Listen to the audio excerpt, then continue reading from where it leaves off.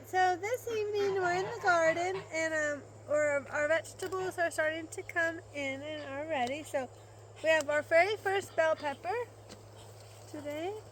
So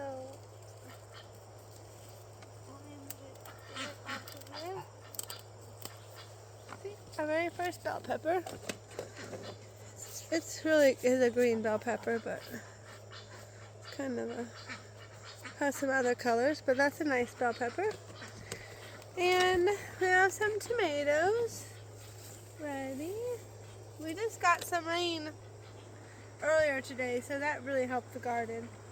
As you'll see in a little bit when we get over to the cucumbers and the squash, a little bit of rain will make a cucumber and squash grow a lot only in one day, so which is kind of amazing. And then we're going to, so it's been really nice weather here these past couple days for sure. We had a couple days of hot weather, but it's July, so it's alright. But we like the break. Makes it more manageable when we have a break, for sure. Oh, here's some red tomatoes.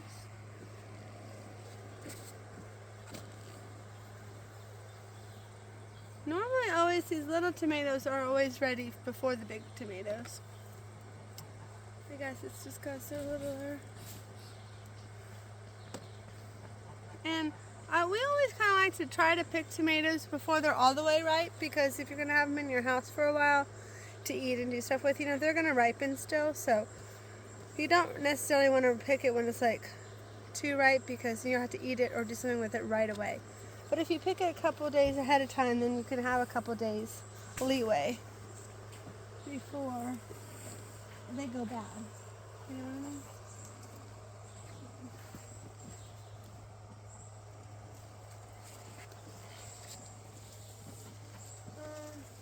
We'll have to kind of be careful going this way. Maybe the other type of plant. Our beans are really blooming. We have a lot. We're gonna have a lot of beans. So this year, most of our yellow tomatoes are turning ripe first. Another yellow one. And these purplish ones aren't going ripe too. And see, look at that. No spots. That's how great lime will do for your tomatoes. It's not one spot on these tomatoes. And we're fortunate and blessed because we don't have bugs that bother our tomatoes. So, some people have bugs that bother their tomatoes. We're blessed that we don't have that problem. So thank Jesus that he protects our tomatoes. That's what I say. Alright, I don't think there's any more tomatoes. So now over to the squash. Look at this. Just in like I said, one day. See that big squash over there? It's yellow. And there's a lot of baby yellow squashes too. So this is a squash plant, so I'm not going to pick that yet because we'll let it get probably one more day. Now, something interesting, I had a video that talked about cucumber plants and how they make a cucumber with the male and female flowers. Remember, one was bigger, didn't have the fruit on it. The smaller flower was the female, it has the fruit on it, right? So the same goes for the squash and pumpkins and cantaloupe, watermelon, any melons, right? So I'll show you a minute about the cantaloupe flowers. But here, really quick, there's a cucumber over here. Hold on. And also, see that nice cucumber? Oh, and see, this is how I can tell you. There's the female flower. So, there you go. She grew that nice big cucumber for us. I think there's one more cucumber over here. I don't know how big it is exactly yet, but I saw it from, oh yeah. Well, personally, I would like that one because for canning, but I guess I don't have enough to can yet, so we might leave it. But it has the female flower on the end of it too.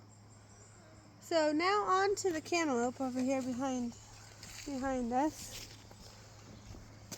So right here is your big cantaloupe flowers. See those big flowers? And there's no fruit on them, right? On the back. Nothing, just a stem. Then over here, oh wow, look at that cantaloupe. but she's already fallen, the flowers are falling off it. So here's your female flower. She's a little smaller, and see that baby cantaloupe? And this one too, baby cantaloupe. So that's how you know that that's the female. So that's like the mom, right? Now, of course, when they get bigger, then that flower will fall off, of course. Or you can knock it off if it doesn't, but that's how you know. And there's another baby right there. So that's really interesting, I think. That type of stuff. And also, over here we have green squash, I believe.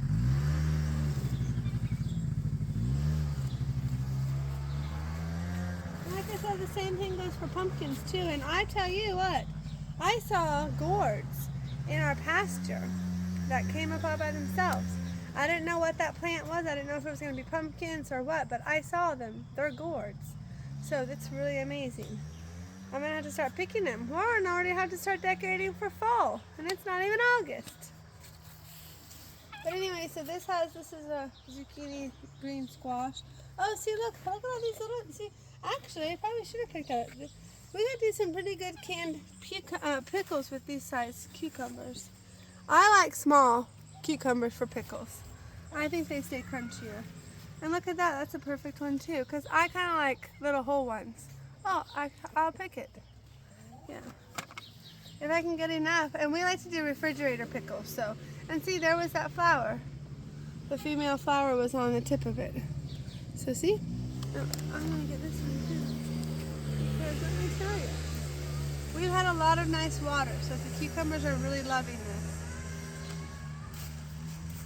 Let me check for some more really quick.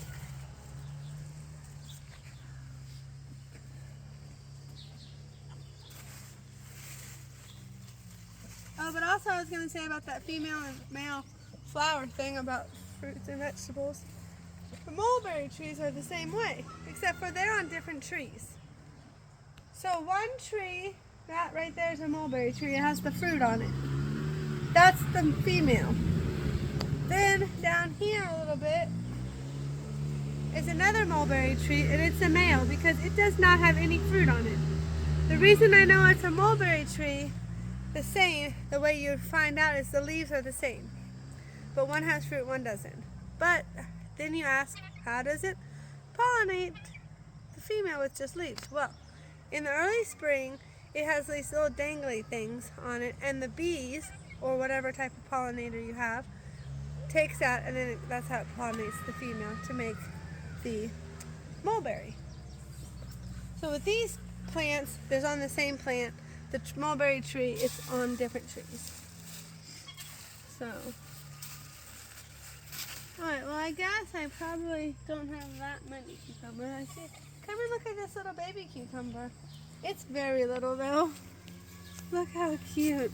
And see how big the flower is? It's so little. And there's another little baby one. There's a whole lot of them. I see a lot of those little baby ones. They're just about that big. So here in a couple of days, I mean, it's going to explode with cucumbers. That's kind of what happens, right? Same with tomatoes. I mean, a couple start going slow, and then all of a sudden, they're all ready at the same time. So I don't understand really why that has to happen like that, but it does.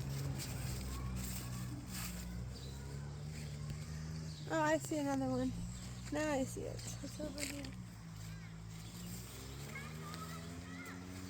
And see, there's the flower still on it. So now you'll know what that means. There's your cucumber.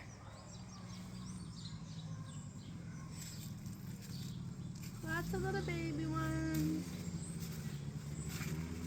So we're probably going to just eat these. We'll just eat these, but with here, like I said, within the next couple of days, it's going to be totally crazy. Crazy with cucumbers. So then we'll start doing our pickling of them. So, alright, check back to see our videos when we do pickling cucumbers or pickles. Thanks, bye.